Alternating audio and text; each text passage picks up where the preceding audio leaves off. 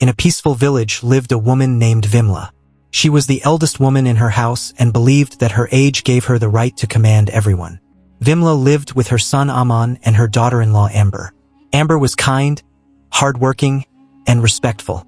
Every morning before sunrise, she would wake up, sweep the courtyard, cook breakfast, wash clothes, and take care of the entire house. She rarely complained.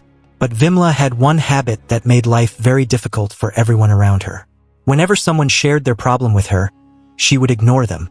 If Amber said, "Mother, I am not feeling well today," Vimla would reply coldly, "Everyone has problems. Stop making excuses and do your work." If a neighbor came asking for help, she would say, "Why should I worry about your troubles? Solve them yourself." Over time, people in the village stopped going to Vimla for help.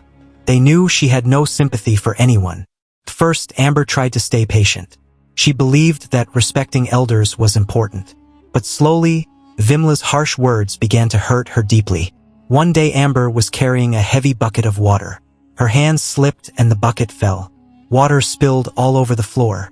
Vimla immediately shouted, "Look at you, always careless. If you worked properly, this wouldn't happen." Amber softly replied, "Mother, I've been working since morning. I'm just tired." But Vimla waved her hand dismissively. Tired? Women in our time worked twice as much and never complained. That night, Amber sat alone in the courtyard, staring at the moon. She felt tired, unappreciated, and irritated with Vimla's behavior. Still, she stayed silent to maintain peace in the family. A few weeks later, winter arrived. The cold wind made everyone stay indoors. One morning, Vimla woke up feeling extremely weak. Her joints were aching, and she had a high fever. She called out loudly, "Amber, come here quickly." Amber came into the room. "Mother, what happened?" "I feel very sick," Vimla said. "Bring me medicine and make some soup." Amber stood quietly for a moment. All the memories of harsh words and cold responses flashed in her mind. She sighed and said slowly, "Mother, everyone has problems. Please try to manage." Those were the same words Vimla had used countless times. Vimla stared at her in shock. For the first time, she felt the sting of her own behavior. That afternoon, an old monk passed through the village. When he reached Vimla's house, he saw her sitting outside, looking upset and thoughtful.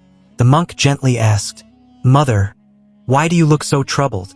Vimla told him everything, how she was sick and how her daughter-in-law had refused to help. "But she spoke so harshly," Vimla complained. "I felt very hurt." The monk listened patiently. Then he asked a simple question. "Tell me honestly, how do you treat others when they come to you with problems?" Vimla hesitated. She remembered the times she ignored Amber's pain, the times she refused neighbors, the times she said, "Everyone has problems." Slowly, her head lowered. "I suppose I have said the same words to many people," she admitted. The monk smiled gently. The monk picked up a small mirror from his bag and showed it to Vimla. "Look into this mirror," he said. Vimla saw her tired face. Then the monk said, "Life works exactly like this mirror. Whatever expression you show, the mirror reflects it back. If you smile, it smiles back. If you frown, it frowns back. In the same way you treat people will always return to you one day." Vimla listened silently. The monk continued, "When someone comes to you with pain, they are not asking you to solve everything. Sometimes they only need kindness. But when kindness is missing, hearts slowly grow distant." His words touched Vimla deeply. Tears filled her eyes. That evening, Vimla called Amber to sit beside her. "Amber," she said softly, "I want to say something." Vimla continued, "I realize now that I have been unfair to you. Whenever you were tired or needed help, I ignored you. Today I felt the same pain. I'm sorry." Amber had never heard those words from her before. Her irritation slowly melted. She held Vimla's hand and said, "Mother, I never wanted to disrespect you. I just wanted you to understand my feelings." Vimla nodded. "I understand now." From that day onward, Vimla began to change. She started helping Amber with small tasks. When neighbors came with problems, she listened patiently. Slowly, the house that once felt heavy with tension became filled with warmth. Amber felt respected, and Vimla felt loved. The way we treat others always returns to us. If we want kindness, respect, and support in our difficult times, we must first give the same to others.